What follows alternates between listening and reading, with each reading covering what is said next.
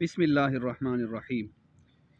نن چې کومه د ټولو نه اول ابتدا کوو د قلم په نیولو باندې او سره چې کومه د الف مونږ څنګه لیکو هغه دواړه مونږ خایو. قلم ګوره دی زاویې په مطابق باندې نیول کیږي لکه د ما چې ونیولو، خو دا حتمی خبره نه ده چې حتمی لکه ته به خامخا دې کې نسی، د هر کس انداز بدلی. څوک چې کومه دی کنه قلم ډیر زیات لاندې نسی، دلته نسی، او څوک یې لږ بره نسی.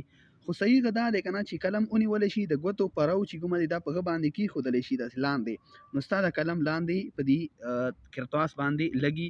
دا زبردست چې کومه دغه انداز دی. دین علاوه نور د هر چا انداز هغه بدل دی. لنډه ده. اوس مونږ خو وعده کړی و چې مونږ به عربي لیکل شروع کوو، یعنی د نسخ ول لیکل شروع کوو. نو نسخ د بار تاسو کوم کاغذ استعمالوي، کاغذ په باره کې به زه بیل اډیو غو درته کوم چې کاغذ کوم استعمالوي. بهرحال تاسو به کرخي ضرور ځان دا وایي، کرخو نه بغیر بستاول هغه لیکل به دي کیږي، خو مزیدار به نه وي، یعنی خوند به پکې نه وي. دی وجه نه به تاسو اول کرخي ځان ته کوي، دغه مطابق بیا لیکل کوي. نو ټول نه اول مونږه الف او بر اور باندې کوم مت اچول کیږي هغه مونږ کوو. ها، بسم الله الرحمن الرحیم.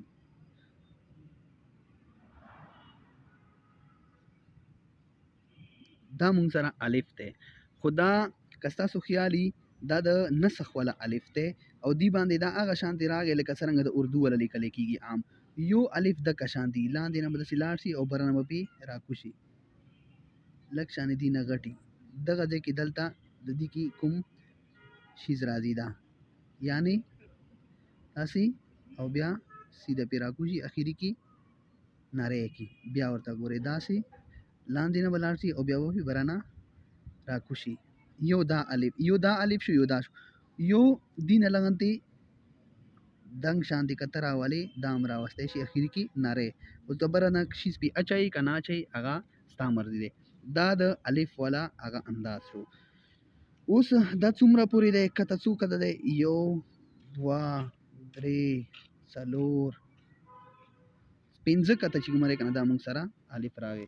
دینا کڅلور کته راولي څلور کته مراوسته شي، خو خو غیدا چې پنځه کته راشي او ککتون نه اچي بیا هم ستا یو اندازې سره مطابق چې کومه دی هغه تراوسته شي. لازمي نه دی چې ته د خامخا او تکتونه واچي. دا الف شو مونږ سره.